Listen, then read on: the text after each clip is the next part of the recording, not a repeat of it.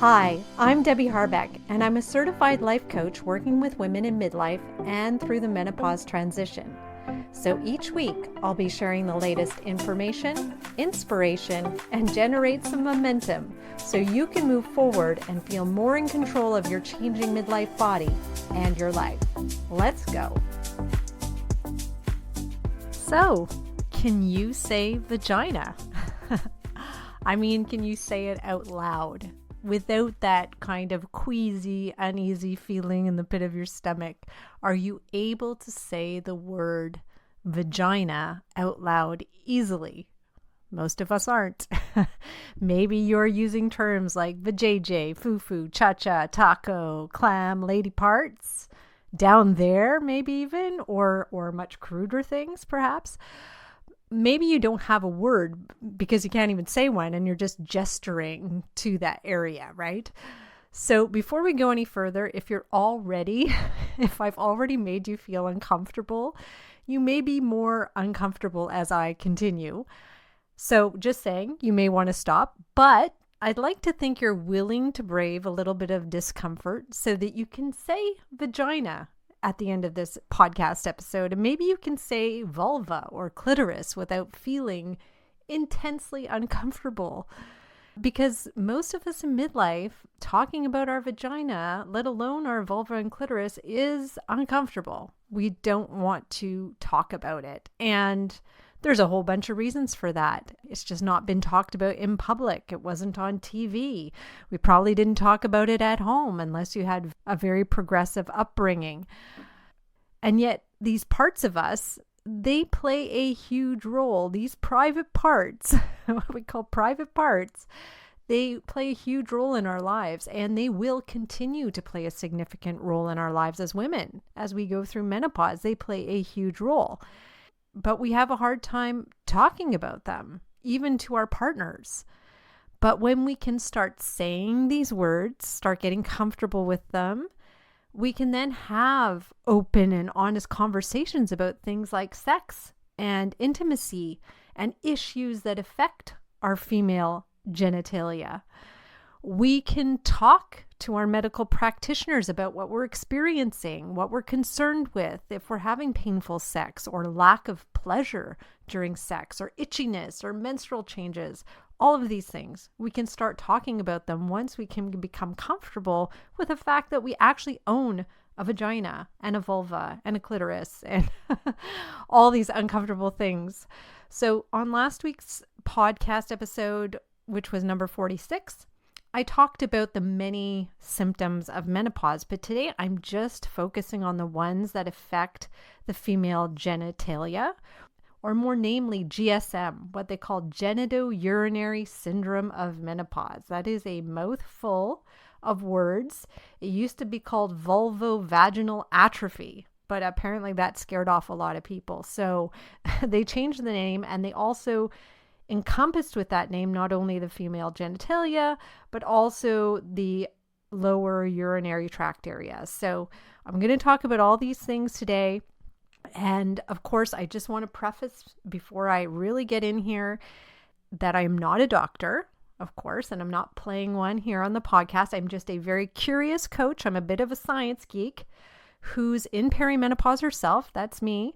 And learning everything I can so that in turn, I can share what I've learned with you. And that's the most important thing. So let's start with your vagina. We use the word vagina to mean that whole downstairs female genitalia. In most cases, this is what we say. We just say vagina. But of course, the vagina only consists of that muscular tube that basically goes from your vulva, which is your external genitalia, and it goes up to your cervix. So that is actually your vagina. And amazingly, when you are aroused, your vagina can actually grow about an inch or so. It can get longer, so it can make room for the penis, another word we might be uncomfortable with. Now, when you're going into menopause, this normally beautifully elastic vagina of yours may actually begin to shrink and lose that stretchiness. Yes, it can actually begin to atrophy. Not only that, but the walls of your vagina can become thinner and they become more easily irritated. So what that means is that if you're having sex with or without a partner, you can experience pain or even some bleeding. But the good news is you do not have to live with this. There are moisturizers, vaginal moisturizers available on the market, which can help keep that moisture in and that you can apply all the time. You can use lubricants when you are having sex. There's also vaginal estrogen in very low doses of estrogen that can keep your vagina elastic and moist. Maybe that's another problematic word for some of us, moist. And not to mention that having actually regular sex can keep your vagina healthy. So if you're having sex with or without a partner, go for it. That can help keep your muscles, your vagina lubricated. It's all good for that. And you can do regular pelvic floor exercises, which are also good for urinary incontinence, which I'm going to talk about in a little while. That's your vagina. And so there are lots of things you can do so that sex can feel better, at least vagina-wise. So now we're going to move on to the clitoris, which is how most of us experience orgasm. In fact, most of us need clitoral stimulation for an orgasm. And really the only purpose of the clitoris is pleasure. So we should be using it. It is the part of the vulva, so that external genitalia. So along with the clitoris, we also have the labia, majora and minora, and also the entrance of your urethra, so where your pee comes out, and the entrance to your vagina. So all of this is your vulva. So the clitoris is part of that. You can find a picture online. I know you can. And it's basically the female penis. It has all those tons and tons of nerve endings. It's a very sensitive part of us. It's maybe the size of a pea, but it expands with blood flow when you're aroused. And when we get to menopause, or actually perimenopause, and estrogen and testosterone levels actually begin to drop at this time, that blood flow that you may have enjoyed, it actually can be less.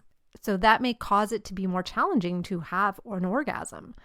Also, as your hormones levels drop, your libido or your sexual desire can drop at the same time, which, if you're talking sexual desire, obviously it can be affected by more than just the hormones. It can be affected by the fact that you're tired at this time of life. You might even feel exhausted, that you're also struggling with sleep issues. Maybe you've got a lot of stress. Maybe you're not feeling good or confident in your body. I mean, there's a lot of issues that crop up at this time of life that can also affect your sexual desire. So it could be a bit of a vicious circle there as well. So when you have a loss of sensation in the clitoris, when you're having trouble achieving orgasm, something you can use is a sex toy, because sex toys can often vibrate at much higher frequencies than we can get to ourselves or than our partners can get to. And if you can achieve orgasm, it can be a great stress reliever. So in fact, regular orgasm can help you relieve stress, can help you relieve even anxiety and overwhelm.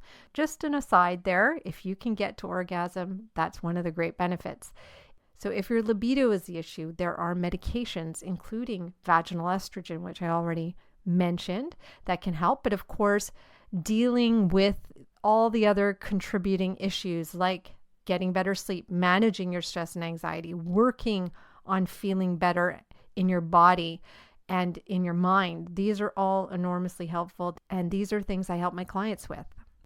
Just to let you know that all the issues I've covered so far, as I mentioned, are under that umbrella of GSM, genitourinary syndrome of menopause. In addition to the vaginal issues and the vulva issues that I've already mentioned, you can also develop urinary tract issues like more frequent UTIs, incontinence in various severities. It could be just stress incontinence, or it can be more severe than that. You can have painful urination. And you can also just feel like you have to pee more urgently or more often.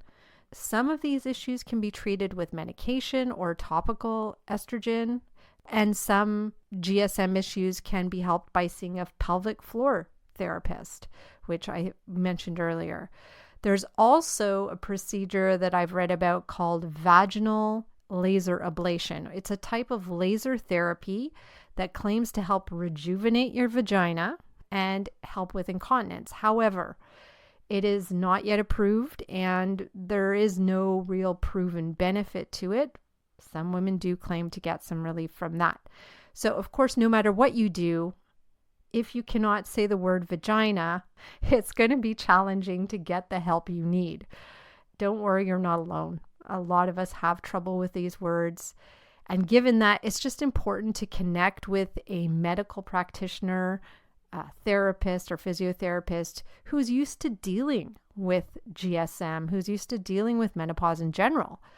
Otherwise, you risk dealing with a doctor or a medical professional who's maybe just as uncomfortable as you are, which is not the situation we want to find ourselves in. We want to find somebody who's used to talking about these things, who's going to know what we're talking about, and we can have a much more comfortable communication with them. Before you do seek help, decide what you want to say to them ahead of time. I do suggest practicing. Practice saying the words, especially if they're now uncomfortable for you. Just say vagina, vagina, vagina. Say it many, many times over and over again so it can lose that feeling, that uncomfortable feeling, and it can just become this really boring word. Practice the words you want to say. Practice what it is you want to ask about. And so you go in there knowing exactly what it is. And make sure you're going to the right person, of course. I just wanted to share that with you today because I think it's a really important topic. We also pass this on to our daughters, of course. So the more we can talk about it, the more we're comfortable with it, the more they will be comfortable with it. It's really important to have these open conversations. These are conversations I can have with my clients as well. And I'm also going to be launching a coaching group in the fall where we can talk about these things.